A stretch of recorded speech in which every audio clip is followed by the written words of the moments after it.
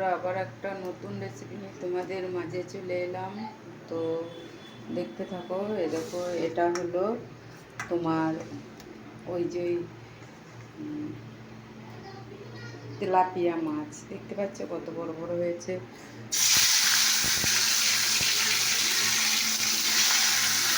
তোমরা দেখতে থাকো। তো বন্ধুরা, মাছ এখন ভাজা দিয়ে দিয়েছি। আর এটা রয়েছে মাছের ডিমও রয়েছে হবে। আর এদিকে দেখো ভাত হচ্ছে এখন। তো চলো তোমরা দেখতে থাকো। তো দেখো বন্ধুরা, মাছটা আমি দিয়ে দিয়েছি। মাছটা করে রয়েছে। এদিকে দেখো সর্ষে পেস্ট করা আছে, লঙ্কা গুঁড়ো, হলুদ গুঁড়ো দেওয়া হয়েছে পরিমাণ মতো। আর এদিকে দেখো ভাত হচ্ছে।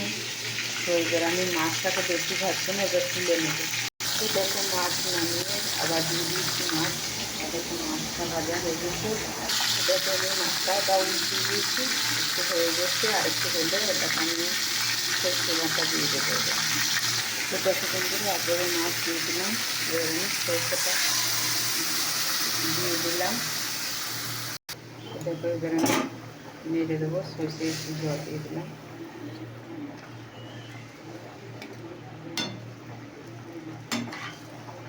অন্য দিন কি দেখো না, অন্য রকম মাছের রেসিপি, তাই আবার অন্য রকম মাছের রেসিপি। মাছই হচ্ছে, কিন্তু মাছটা হলো অন্য রকম।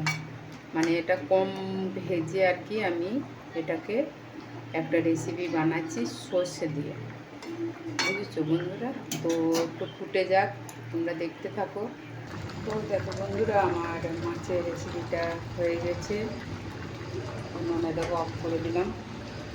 তো এইদিকে উনুনটা আমি জ্বালবো, ভাত হয়ে গেছে। দেখতে পাচ্ছি চাল চেপে কড়াইটা চাপিয়ে দিচ্ছি, তোমরা দেখতে থাকো। তো দেখো বন্ধুরা, আমি কড়াইতে দিয়ে দিয়েছি। আর এদিকে দেখো ডিমটা রয়েছে। তেলটা গরম প্রায় হয়ে এসছে। তো এবার আমি ডিমটাকে দিয়ে দিলাম। দেখতে পাচ্ছ এই ডিমটাকে আমি ভাজা করবো। এটা ভেজে আর কি ভাত দিয়ে খাবো।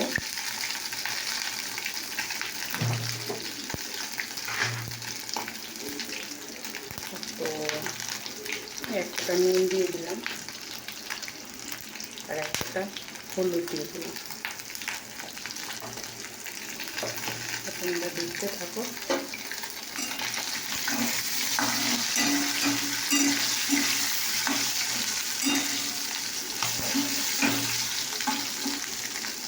দেখতে পাচ্ছ,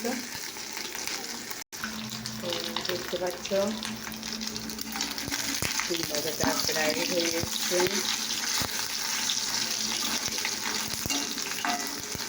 তো তোমাদের এই মাছের রেসিপিটার, এই ডিম ভাজা রেসিপিটা কেমন লাগলো অবশ্যই কমেন্ট করে জানিও। ঠিক আছে? তো চলো, টাটা, বাই বাই।